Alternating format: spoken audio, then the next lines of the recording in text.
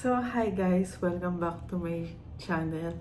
And ngayon, gusto ko lang i-share sa inyo yung naging experience ko sa PRC Moraita. By the way, ngayon pa lang ako, after 2 years, ngayon pa lang ako magpapa-change ng civil status and surname. Kaya naman, bago expired ang aking PRC ID ay naisipan ko ng ayusin yung dapat kong ayusin doon. And una kong ginawa ay nagpagawa ako ng 2x2 ID. Tapos yung 2x2 picture, nilagay ko siya ng name tag, tapos may pirma. Alam niyo, pagdating ko doon, hindi pala kailangan yon. Ang kailangan ko pala ay passport size. Tapos, yung name tag niya, ang ilalagay lang doon, yung surname, first name, and then middle initial. No need na ng pirma. So, nadoble pa yung pagpapagawa ko ng picture. And yung 2x2, hindi naman yun masasayang. Kasi dun sa lirism nyo, di ba, mag-update yun. Dapat from the last 6 months lang. So, magagamit ko pa rin naman yung mga 2x2 photos na nirequest ko. And then, dun sa pinagpagawan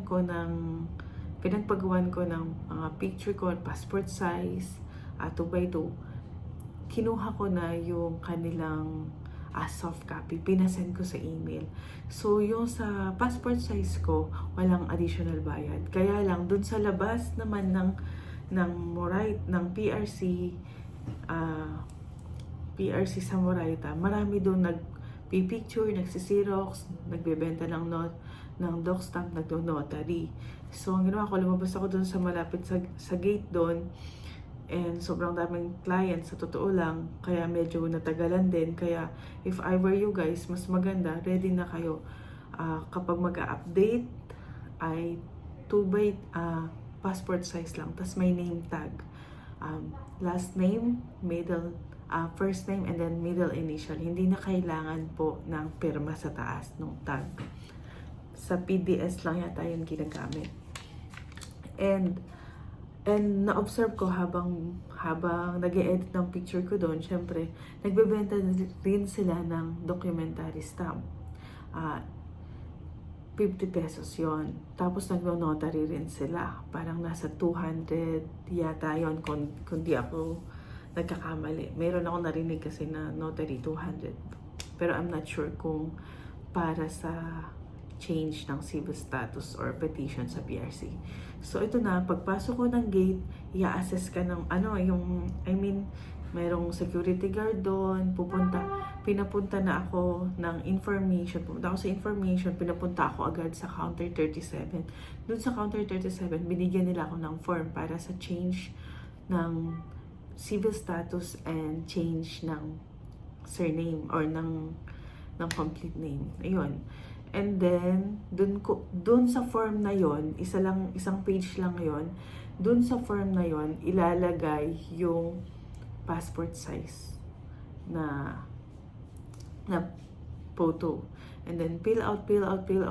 Ituturo naman sa'yo kung yung bago na bang pangalan ang lalagay mo. Yan. And then, once okay na, makapag-fill out ka, sasabihin nila, bumili ka na doon ng documentary stamp. Doon mismo sa loob, guys, ay merong nagbebenta na. So, kung okay naman na yung requirements nyo, huwag na kayo huminto sa labas, diretso na kayo, makakabili kayo ng 50 pesos. And tip lang, mas maganda kung meron kayong exact money or barya. So, or small bills. So, 50 pesos. Nung na-fill outan ko na, nalagay ko ng picture, umakyat ako sa 3rd floor, meron nung nagno-notary. 50 pesos lang din, guys. Kasi may napanood din ako sa mga vlog na ang binayaran daw nila sa pagpapanotary is 300 to 500 pesos. Pero doon mismo sa loob ay 50 pesos lang. Pagkayari noon, i-check yung requirements mo ng counter 37 and then bibigay ka na doon sa counter B. Doon naman sa counter B,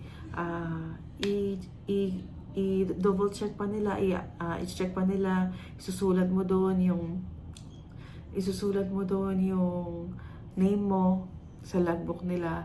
And then doon din yata babaguhin or mag-update ng status. Sasabihin din nila na after 7 days doon. Tapos pag okay na, mabilis lang doon, pupunta ka na doon sa cashier. And 2 and 3, may cashier doon. Nandun ako sa counter 2. Binayaran ko lang ay 225.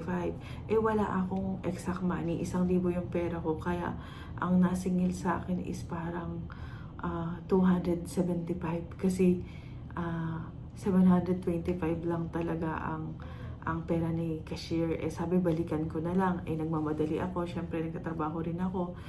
Paalam lang po ako doon. Nagpaalam lang ako sa trabaho para maayos ko nga ito. Tapos, after nun, balik ulit sa counter 37. Doon na isasubmit lahat. Doon na yung dulo ng lahat ng mga papel mo. Yan.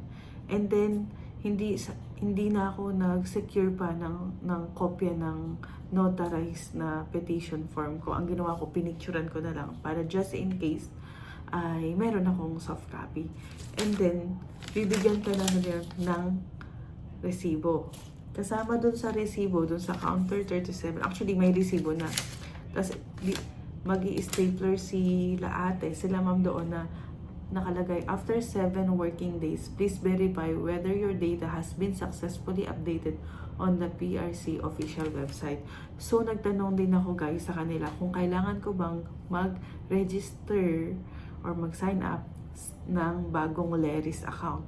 Which is, sabi ni ma'am ay hindi na kasi i-update na nga nila yon. Hindi na kailangan gumawa pa ako ng updated na sa bagong surname ko. Kasi napapanood ko sa ibang vlogger, sinasabi nila gumawa ng panibagong account, which is hindi na. Mag-monitor ka na lang ng 7 working days and then tingnan natin kung mababago na. And after nun, tsaka ka magpa-appointment na kung saang branch ka magpapa-appointment ng renewal ng iyong PRC ID. So, yun lang guys yung gusto kong i-share sa inyo. And sana naliwanagan kayo. At sana may nakuha kayong tip or information sa video kong ito. And thank you guys for watching. Kung sa tingin nyo nakatulong itong vlog na to, please subscribe to my channel. Bye!